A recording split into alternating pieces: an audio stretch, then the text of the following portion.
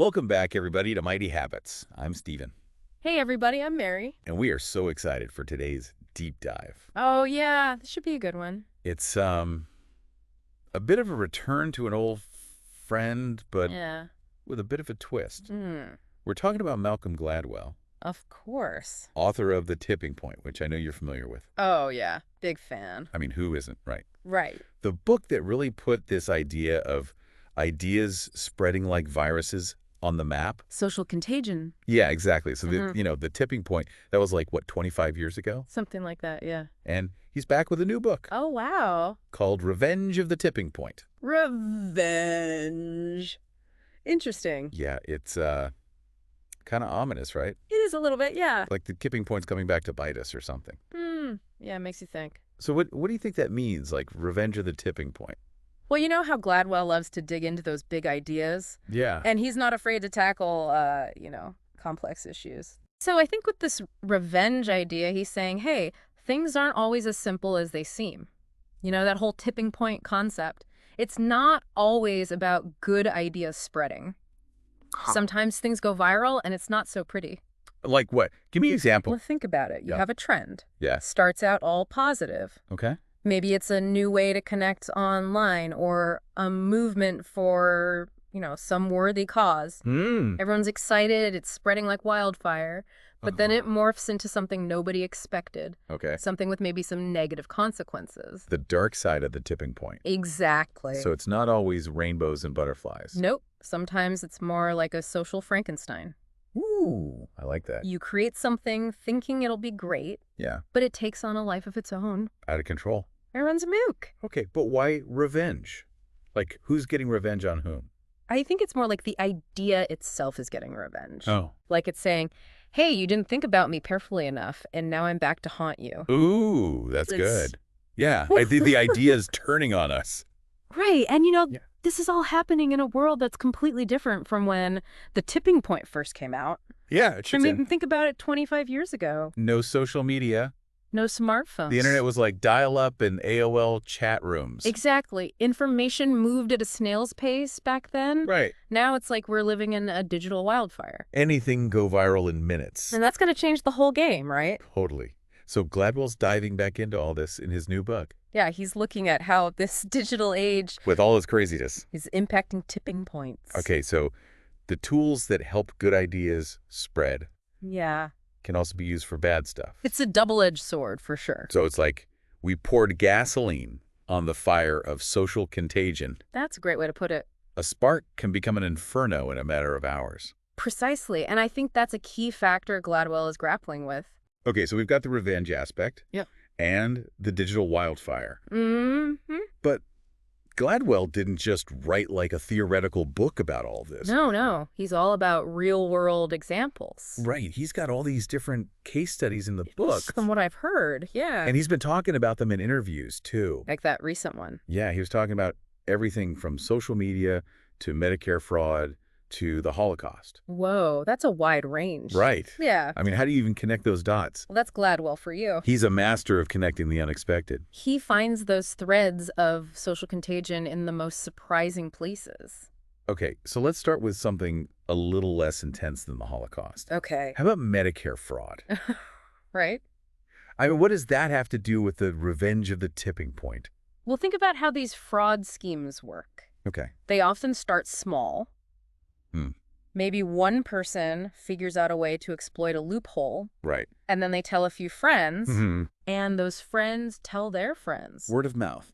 Exactly, and before you know it, It's an epidemic. full-blown fraud epidemic. So it's like those chain emails promising you'll get rich if you forward them to 10 people. Kind of, but instead of getting rich... You're defrauding the healthcare system. Right, and the thing is, the mechanisms of the tipping point, they're kind of neutral. Neutral. Yeah, I mean, they can be used for good or bad. Interesting. Like those chain emails, they can spread awareness about a good cause, Right. or they can be used to spread misinformation and scams. So the tipping point itself doesn't care what's spreading. Exactly. It's just Right. a force multiplier. Okay, so you've got contagiousness, Right. you've got influential individuals, The right people in the right place. and the right context. All those factors can work for anything, really. So even something as calculated as Medicare fraud Yeah, can be seen as a kind of tipping point phenomenon. absolutely. It's all about those same underlying principles. Hmm. Fascinating and a little scary. It is, yeah, because it makes you realize that these These things, tipping points, yeah, they can happen anywhere. right under our noses.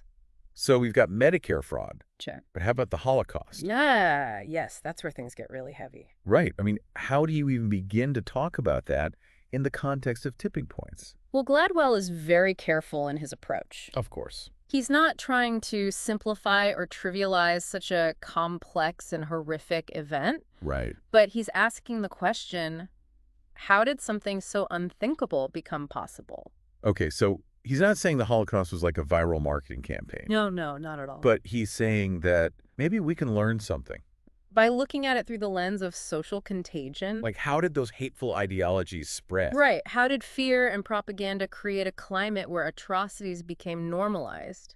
Whoa. Okay, so he's looking at the social factors that contributed to the tipping point. Exactly. Those shifts in social norms, the influence of key individuals, the power of context. It's like a perfect storm of terrible ideas and terrible circumstances. And again, Gladwell is not trying to equate the Holocaust with other tipping points. Right. But he's suggesting that understanding these mechanisms. These social dynamics Yeah. can help us understand how such tragedies unfold. And hopefully prevent them from happening again. It's a lot to process, It is. but it's important stuff. Absolutely. And we're going to keep digging into all this in part 2 of this deep dive. Stay tuned, everybody, because this gets even more fascinating from here. Oh, yeah. Buckle up. Welcome back, everybody, to part 2 of our deep dive into Revenge at the Tipping Point. Yeah, we're picking up right where we left off talking about Gladwell. those dark tipping points. Exactly like the Holocaust, which Yeah, heavy stuff. is really hard to wrap your head around. But I think Gladwell's point is that Yeah. if we can understand how these dark tipping points happen, maybe we can be more vigilant in preventing them. Right. It's all about understanding the patterns. Yeah, the mechanisms of social contagion So that we can interrupt them. before they lead to something truly terrible. Okay, so we've talked about Medicare fraud Right? and the Holocaust as examples of these dark tipping points. Yeah. But Gladwell doesn't stop there. No, he goes even deeper. He challenges our whole understanding of progress.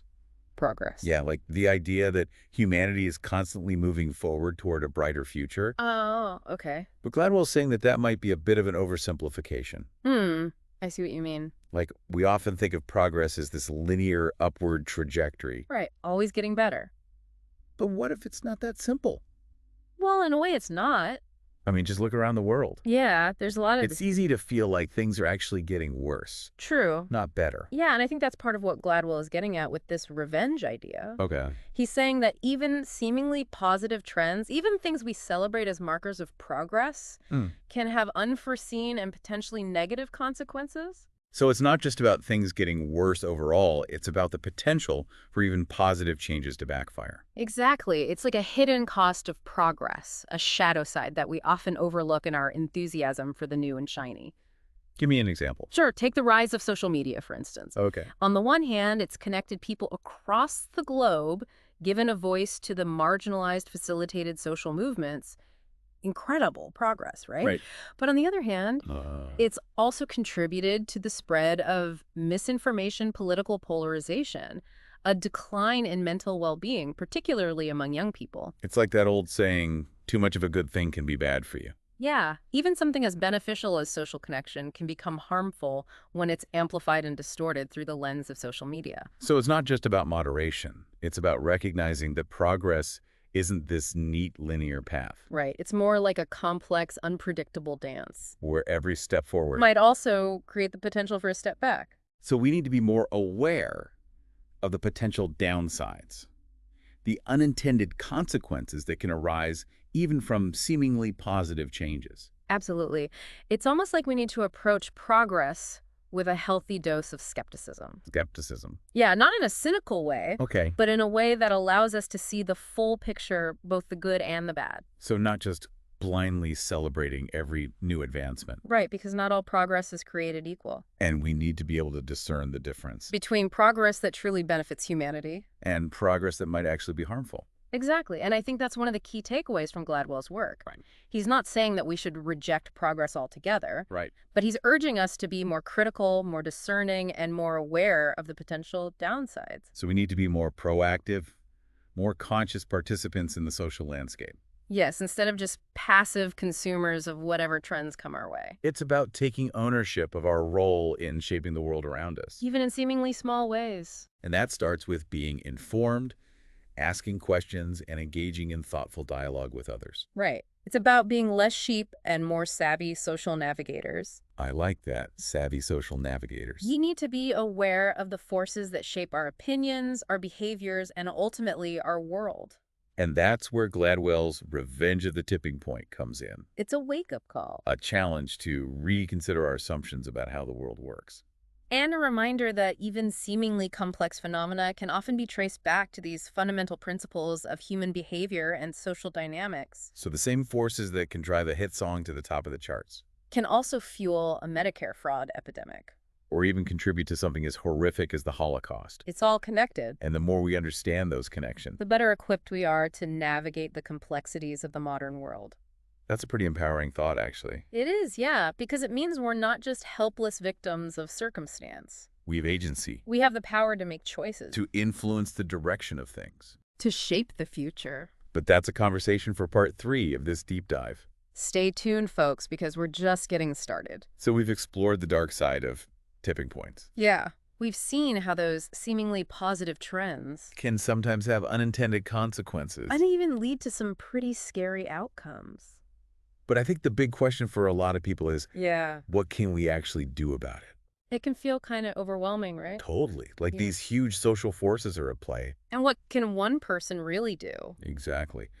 But I think Gladwell offers some hope in his book. He does, yeah. He doesn't give us like a step-by-step guide, No, but he does encourage us to be more aware I'm more critical and more discerning. in how we engage with the world. So it's less about specific actions. And more about a shift in mindset, Exactly. It's about cultivating that healthy skepticism questioning those assumptions, and being willing to consider different perspectives. even when they challenge our own beliefs. Right, because that's how we avoid getting caught up in those harmful trends. We need to be able to step back and think critically. Like before we share something online, Yeah.